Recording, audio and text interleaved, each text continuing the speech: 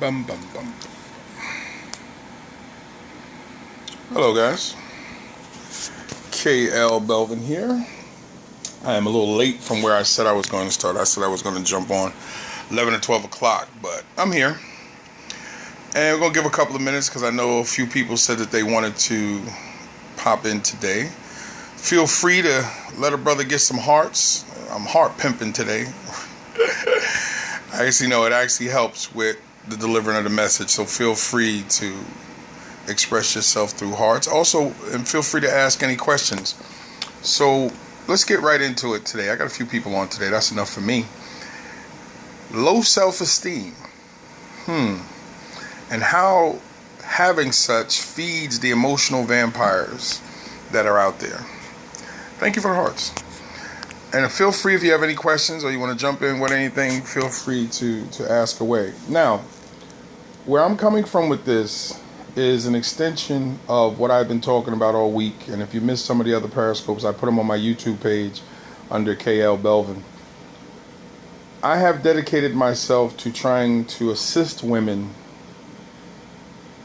in protecting themselves against men like I used to be. Now, when I say that, if you've never seen any of my scoops, when I say men like I used to be, I was an emotional vampire. I was a manipulator to a very high degree because I had centered my life on having my way with women because I was a shallow dude. I'm not going to lie. I got to call it what it is because most people who prey on other people are shallow and they try to fill up that void with other people in whatever form or fashion. So my thing now is, how can I help other women and some of the men? I mean, if you're a brother that needs the assistance too, but I'm speaking to the sisters, but this is not just a solitary message for women, it's for dudes too. Your low self-esteem or lack thereof esteem is the perfect platform for someone who's looking to prey on you. And what I mean is this. I would look for women who had strong self-doubt, poor self-worth, who put themselves down constantly, who thought about themselves in a negative way, who painted a picture of bleakness, who painted a picture of always being the victim, who painted a picture of just negativity. And you don't have to do much. What you have to do is assist them in staying in that position while convincing them that they could do better by allowing you in. Like most vampires, you manipulate to get what you want. And all emotional vampires, no matter what level that they believe that they're on, are manipulators. It's part of the game. And once in, the more dangerous the manipulator, well, the more he's going to damage you emotionally, spiritually, financially, sexually. And when I say damage sexually, you may become pregnant because he's not going to practice safety as he should. And he already knows that with your level of esteem, you're not going to make him practice safe sex. You risk being given a disease because, again, he's not going to care about you physically. So he doesn't care what he traits from one woman to the next woman. And if you get pregnant, he's probably not going to be there to take care of the child. And knowing that you probably won't force him into a situation where he has to pay, he's comfortable with that. And if he's not, he's not worried about it because you've given him no reason to worry. Now let's back it up a second. You, as I said yesterday, set the table for how a man should treat you. You can't change his thinking. Whatever he thinks is based on his experiences, his mindset. But you control who you are and what you will allow to happen to you. Part of that starts with your conversation about yourself. This is why I am so big on dating and taking time to date. And if you missed my scope the other day when I said you should date through seasons, and somebody actually hit me up privately and said, are you saying that a person should date for a year? I feel a person should date forever if you haven't gotten to a point where you feel so comfortable that you've seen this person through ups and downs and thicks and thin, cold and hot weather, whatever. But until you've gone through enough and seen this person through enough, yes, you keep dating. And again, thank you for the hearts. Please feel free to heart it up anytime that you want, as well as you can invite anyone to join. Just if you're on an Android phone, you slide your phone up and you can invite people on Twitter. You can share it on Twitter, or you can invite other people on your page that's following you. Or if you have an iPhone, you can slide it left to right and invite people on your page or share it on Twitter. So I appreciate it. Now, so it starts with communication. Now, one of the things I've learned in trying to help folks with low self-esteem is you must stop downing yourself. Stop downing yourself in public. Stop downing yourself online. Stop downing yourself on Twitter. Stop writing negative things and holding on to it. Oh, this is a poem that I wrote about how this guy did me dirty and you got it saved from 6 years ago. Oh, this is the tickets that we had the night that he cheated on me.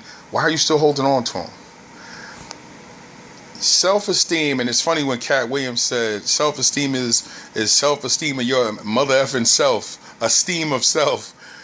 As crass as that sounded, he was 100% right. You control how you feel about you. If you do not like that feeling, you must search within you something positive, because there is. I don't care how ugly you think you are. I don't care how heavy you think you are. I don't care how broke you are. There's something positive of the fact that you got up this morning. There's something beautiful about you. There's something sexually pleasing to someone about you. And if you haven't come across them, okay. You keep doing the things to make yourself a better person, and you will attract what it is that you say you want. Because if you don't, and if you don't take the time to consider where you are with yours, and I say this to students all the time, if you don't take your power, someone's going to take it from you, and someone's going to use it. I'll give you an example. I called myself a chameleon in one of the other scopes because I wrote about it in my book, From Gigolo to Jesus. I was a chameleon. I would show up, pay attention, look, see what I could see when I was at the club. See which woman looked like her friends just dragged her there. Seeing which woman looks like, oh, she don't really want to be here.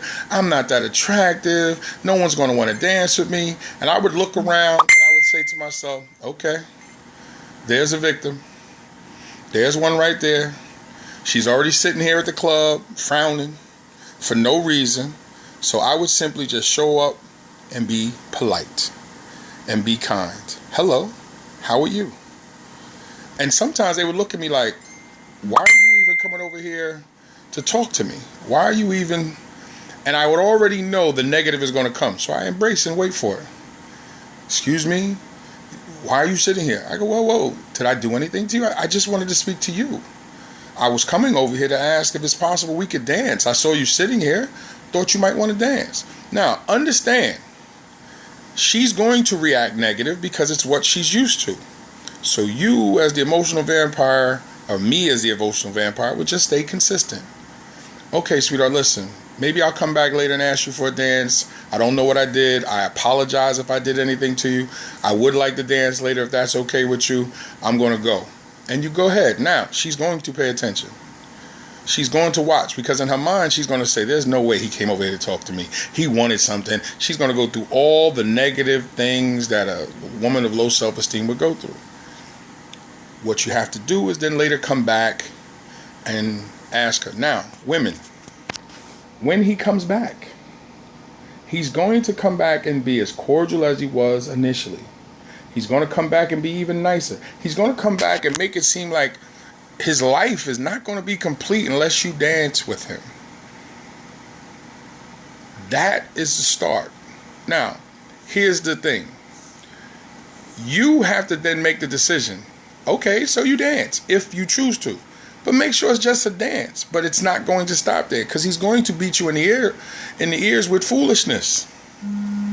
So what I'm getting at is you have to make sure. Oh, turn my phone off. You have to make sure that you protect yourself against letting a guy just chat. Letting him just chat and chew up your ear with all these compliments, but he's not really learning about you. See, it's okay to compliment a woman. I tell men all the time, you should compliment women. Compliment them when they get dressed up because they look stunning when they do. Compliment them on their hair because Lord knows, after watching my wife and so many other women when they get their hair done, I know what you go through. Even when it's a wig, I know what you go through just to pick out the right wig. I ain't mad at that. Or weave or anything else. I know what y'all go through to get that done. So you compliment women on that. You compliment them on shoes. Lord knows what they go through with trying to find that right pair of shoes just for the night. Lord help me. Anyway, you compliment them on that. But women, when he's complimenting you too much, but not trying to learn what you like, when he's not able to hold a conversation to understand what you have been through and where you are trying to go to, step back for a second. Is this about him or is this about you? Because the subtleties to an emotional vampire is he will make it seem the whole time it is about what you want, when in actuality he is setting you up to take from you what he wants. Now let me take a second to consider this. If you don't stop and ask yourself, is this about me? He is going to make it about him. And if you can't muster up enough to go, no, I don't want to do that, or why are we talking about this? Another thing too, if he works in sexual conversation and y'all don't really know each other, that is a sign of disrespect. Let me say that again. If he's working in sexual conversation when he doesn't know you, that is disrespect, because that is a form of intimacy that should not be discussed when y'all don't know each other. And yes, I may sound corny and I may sound old-fashioned, but you know what? There's still some old-fashioned ways that work. There you go. Thank you, Butterfly. Good to see you today. And what I mean by that is, I hear women tell me, oh, I just met this dude and he's sending a penis picture. Whoa, wait a minute. Really? Delete. Never to talk to again. How disrespectful is that? And how many times that penis picture going out and you just met somebody? And I've heard dudes say, yo, just send her the package, son. If she like it, she gonna hit you back. And you know what? They're not lying. Because do you know how many women get the penis picture the second time you spoke to the gentleman and you continue the conversation with them? Premature sexual conversations end communication. Exactly. Just like premature ejaculation might end some relationships, but that's another scope. That's another scope. But no, I'm serious. Is that because he just made a bold statement about what he feels about you when he's going to go from 0 to 100 in the first meeting, in the second meeting. He's saying that your worth is not what it should be. And here is something, and I'll say here is something because as an educator, I always say that as a cue to my students to write it down. You designate your worth. You hold that bar here. I don't care if he tries to lower it here. You hold that bar here. And you make sure he understands. You want me? This is where you have to ascend to. Now, he may actually look you right in the eyes and go, yo, you're difficult, or you're tough, or why are you so mean? Translation, why are you making me work so hard and I don't even know you? Simply because you don't know me and I don't know you. So you hold that bar and you make him work. Why? The honest dude works hard for a woman. The real man works to make sure his intentions are clearly understood. Let me say that again. The real man makes sure that his intentions to a woman is clearly understood. He does not remove her opportunity to make a decision about what she wants to do for her body or with him. He actually waits to hear what she wants to say or do and then acts on that. That's what a real man does. Whether you're having dinner, whether you're having lunch. That's why a real man will say, what would you like to do? And if you go, I don't know, A real man will say, why don't we do this? Because you've given the power back to him to make the decision. So he makes the decision by offering choices. A real man will say, what would you like to do? And you go, well, I was thinking about Italian food. A real man will say, do you have any restaurant in mind? Or let's see, let's check it out. Or if he's doesn't want that or doesn't like it, he says, well, I really wasn't interested in Italian food. Do you have something else that you would like? Again, giving the choice to you because he's not trying to take from you. See, emotional vampire will already have the restaurant picked out. He will already have the timing and everything set up. Why? Because it fits his schedule. It fits his plan. And if everything is going according to plan, he already knows what motel he's going to attempt to have you at, if not back at your house. That is why you get these weird requests of, you want to go hang out? And he goes, what time am I coming over? And you're going, what? I didn't invite you over my house. No, you didn't. But the other 16 chicks that he spoke to, he figured that he would try that. And it worked with a couple, so he keeps doing it. But a real man would say, what time are we getting together? And do you have an idea where you'd like to go? Or I got somewhere we could go. It's a surprise because he wants to surprise you. Or he'll going to say, well, how do you feel about this? Because it's a place that I like to go. Because he knows you may not want to go to a place that he's going with somebody else. So he gives you that choice because he respects you as an individual. But as I said, sadly, not every man understands what it is to be a man. And this is how you defend yourself against emotional vampires. You do not give your control away. You do not allow him to make all the decisions for you. You can toss some of the decisions back to him, but as long as you're in control of it. Communication. And the communication should be mutual. Back and forth.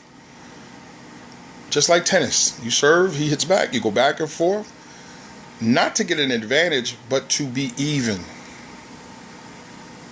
And sadly, and I said this yesterday, the real serious emotional vampires, and I was one. I was an emotional pimp. Emotional pimp. Because I understood the power of emotion. I understood the power of sexual attraction and how it affects emotion. I understood the power of physical contact in connection to emotion. And once you can get a person to be emotionally open and they're not in control, you can do whatever you want to do to someone. And I actually did. You would have to get my book From Gigolo to Jesus to understand to what depths I had sank to. And they were very vile, very disgusting. And I was a part of a lot of things that I was not and still am not proud of, but it is in my past and I am a new creature. So I do not worry about that. That's how I try to help. But if you want to read it, From Gigolo to Jesus by K.L. Belvin. But it is serious business when you sit down with someone. And my thing now is anytime I hear a woman speak negative about herself, even if I don't know you, I'll say, sweetheart, don't talk about yourself like that. And I'll mention that she's beautiful, or I'll mention that she has on nice clothing, or I'll mention she has on nice shoes. And even if it looks as if there's nothing that you could find positive, I'm going to find something and say, do you know that you're a child of God? Because in the end, if you can't see anything that you think physically you can say, you can always say something positive spiritually. God didn't create you for no reason. Now, if the person doesn't understand that, that's a perfect opportunity to have a spiritual conversation. When a person says, if I say to someone that they're beautiful and they give me a sad look, I might actually stop and have a conversation. You don't think that you're beautiful? I do. I believe that. And I don't want anything. And another thing that I do now is I use my hands in terms of opening up my hands to make open and honest and friendly gestures. It's not about placing my hands on you. It's not about grabbing you. It's just simply about how to use body language to convey positivity and an openness. But we just don't see as much in this world because everyone is taken aback with worrying about being taken advantage of. So I am used to the fact that most people do not respond to someone trying to help them because they believe someone is trying to take advantage of them. And when you live in New York City like I do, I'm used to that. But I counter that by making sure that a compassionate tone is what I use. A compassionate body language is what I use, an open body language. and that you're actually concerned about who you're talking to and trying to help. And so I really hope, because actually I'm going to do a part 2 to this, because I also want to talk about the roles of friends and the roles of social media, which is self-esteem, and society too, because like I said yesterday, I love full-figured sisters. I do. I believe that sisters over the size 16, actually 14 and up, oh my God, that's where sexy starts. That to me is where sexy starts, at size 14. Not that I'm knocking my smaller sisters, don't get me wrong, I think you're cute too.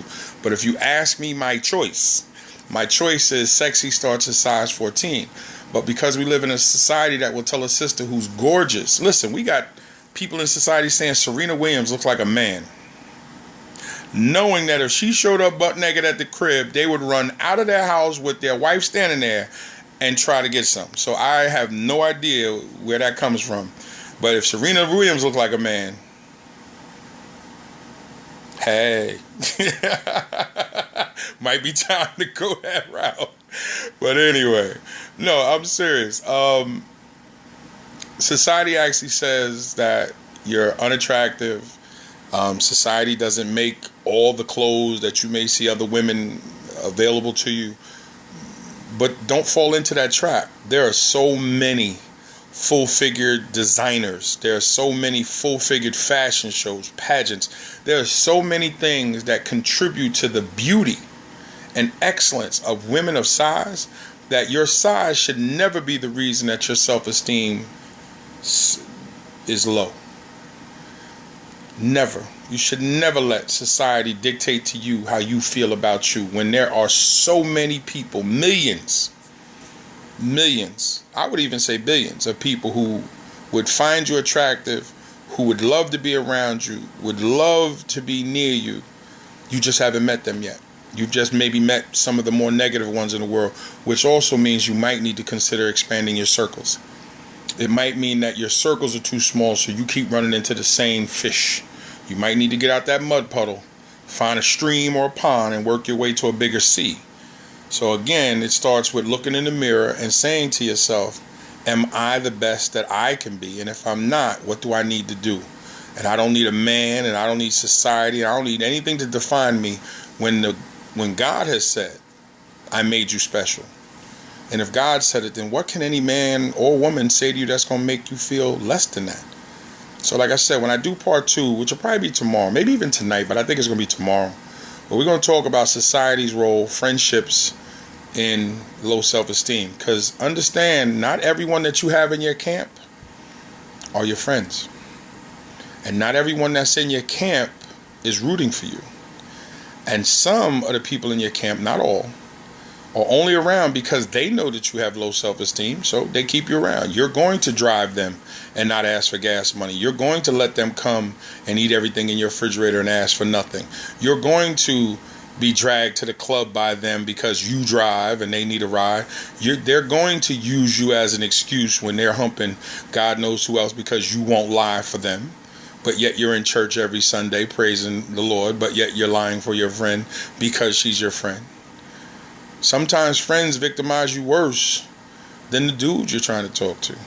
Simply because if they're not trying to help you better your esteem, then what are they doing? Because if you already know you have issues with your esteem, and your friends are not constantly helping you, and again, assisting is working with you.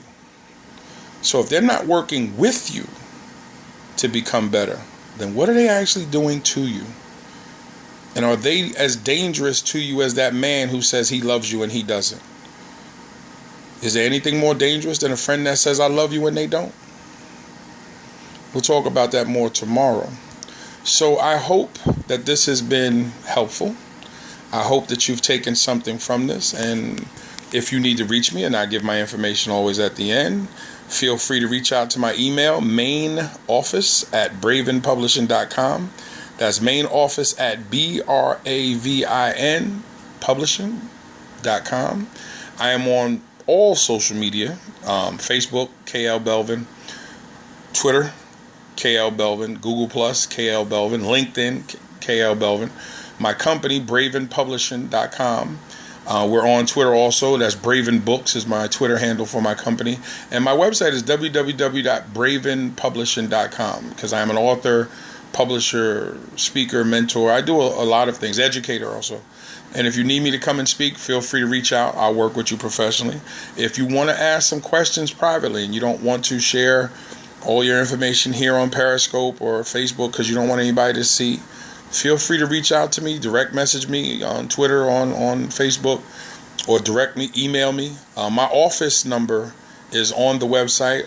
You can call the office and it will directly connect to me, and you can leave a message and I'll call you back directly, because it is about helping. I don't want anything from you. Now, yes, I am in business, so if you need me to come and speak professionally, we can work out something in an honorarium. If you need work done with the books, and I'll get to what I do as a businessman in that aspect of my literary service company. I'll talk about that in a future scope. But I am serious about helping others. I am serious about giving back to women. I am serious about trying to be that knight that a lot of women want, who does not want anything. You don't see the knight humping the queen. You see the knight defending the queen. And he understands that the queen is married to the king. His job is to protect those of the kingdom. And that's actually my role. I am a knight. I am a Christian knight who stands to try to protect others in God's kingdom. And that is everyone, whether they know it or not. And so I attempt to give back, and I attempt to do, because it's what's right. And we don't have enough people doing that. So I'll be the person that does it. I joke about someone's got to wear the black hat, when actually it's the white hat. But unfortunately, they make it a black hat because they like to call you a Bible thumper or Christian, whatever, holy roller, whatever the foolishness that they want to call me. But it's okay, because I'm not here to convert you to Christianity. I'm here to let you know how I use Christianity to walk the walk that I walk. And I use that to help protect others the best that I can. So again, I hope that this has been inspiring. I hope it's been useful. I hope it's been educational. Feel free to reach out to me, and make sure that you share this. Make sure that you come back, replay it. Tell other folks to come back and replay it. If somebody wants to see it and they can't get on Periscope, I post this up on YouTube every day once I'm done. So it's all my videos are on YouTube, as well as other videos that I had done before Periscope was an available format. So feel free to go and check those out. And I would love to hear from you. Feedback is tremendous. Oh, the hearts. And I'm sorry I have not been ignoring the hearts. I love it. Thank you for the hearts. I appreciate the hearts. I'm wondering if I can click on it and see who's giving me the hearts. I think it's Butterfly, right? Yes, I love the hearts. Thank you so much for the hearts.